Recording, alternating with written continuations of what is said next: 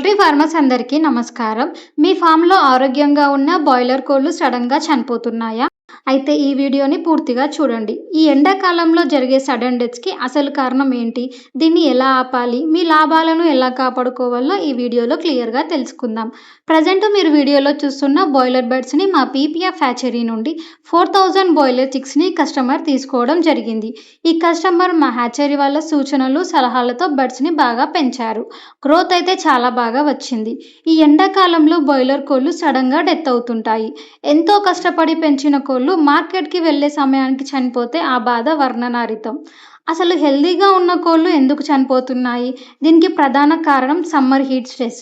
మనలాగా కోళ్లకు చెమట పట్టదు. కాబట్టి ఎండలు 30 డిగ్రీలు దాటగానే అవి నోరు తెరిచి వేడి గాలిని బయటకు వదులుతాయి. ఎక్కువ బరువున్న కోళ్లు ఈ ఆయాసం వల్ల గుండె వేగం పెరిగి సడెన్‌గా హార్ట్ అటాక్ వచ్చి చనిపోతాయి. మరి ఈ ఎండాకాలంలో మన ఫామ్‌ని ఎలా కాపాడుకోవాలి అంటే, నేను చెప్పే సింపుల్ రూల్స్ పాటిస్తే మీ ఫామ్‌లో మొర్టాలిటీని తగ్గించవచ్చు. మరి ఈ సింపుల్ రూల్స్ ఏంటి అంటే, ముందుగా వాటర్ మేనేజ్‌మెంట్. ఈ ఎండాకాలంలో కోళ్లకు చల్లని నీరు సంజీవని లాంటిది. కోళ్లు తాగే నీరు వేడెక్కకుండా చూసుకోవాలి. వాటర్ ట్యాంకులకు గోనె సంచులు కట్టి వాటిపై నీళ్లు చల్లండి. అలాగే నీటిలో తప్పనిసరిగా ఎలక్ట్రోలైట్స్ లేదా విటమిన్ సి కలిపిన నీరు ఇవ్వండి. ఇలా ఇవ్వడం వల్ల హీట్ స్ట్రెస్‌ని తట్టుకొని శక్తిని ఇస్తుంది. నెక్స్ట్ ఫీడింగ్ టైం మ్యాటర్‌కొస్తే ఇది చాలా ముఖ్యమైనది.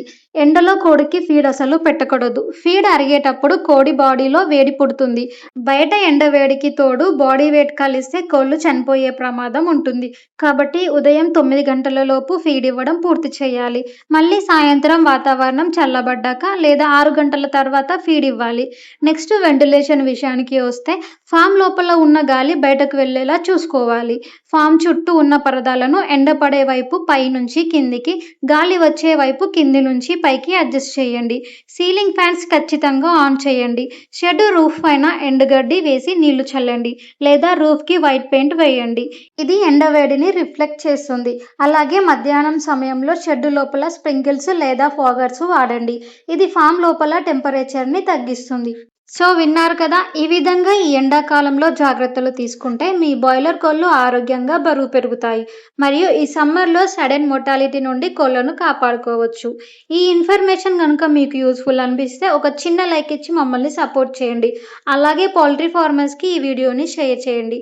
పౌల్ట్రీ ఫార్మర్స్‌కి ఎవరికైనా క్వాలిటీ వెంకాప్ 430Y బాయిలర్ చిక్స్ కావాలి అంటే వెంటనే స్క్రీన్ మీద కనిపిస్తున్న నెంబర్‌ని సంప్రదించండి. మా దగ్గర ఈ బ్రీడ్‌కి సంబంధించిన ఫీడ్, మెడిసిన్స్, వ్యాక్సిన్స్ కూడా అవైలబుల్‌గా ఉంటాయి. కొత్తగా పౌల్ట్రీ ఫార్మింగ్ చేయాలనుకునే వారికి మా దగ్గర పౌల్ట్రీ ఫార్మింగ్‌కి సంబంధించిన ఎక్విప్‌మెంట్స్ కూడా అవైలబుల్‌గా ఉంటాయి. అలాగే ఈ బాయిలర్ ఫార్మింగ్‌కి సంబంధించిన కంప్లీట్ గైడెన్స్ ఇవ్వడానికి మా పీపీఎఫ్ కాల్ టీమ్ మీకు ఎల్లప్పుడూ అందుబాటులో ఉంటారు. మరి ఇంకా ఎందుకు ఆలస్యం చేస్తున్నారు? వెంటనే మా పీపీఎఫ్ హ్యాచరీని సంప్రదించి క్వాలిటీ బాయిలర్ చిక్స్‌ని ఆర్డర్ చేసుకోండి. మరిన్ని ఇలాంటి పౌల్ట్రీ ఫార్మింగ్‌కి సంబంధించిన టిప్స్ కోసం మా PPF group of companies YouTube ఛానల్‌ని సబ్స్క్రైబ్ చేసుకోండి. అలాగే బెల్ ఐకాన్‌ని ఆల్‌లో ఉంచుకోండి. అప్పుడే మేము పోస్ట్ చేసే ప్రతి వీడియో మీకు నోటిఫికేషన్ రూపంలో వస్తుంది. మీరు వెంటనే మా వీడియోస్‌ని చూడొచ్చు. Thank you for watching.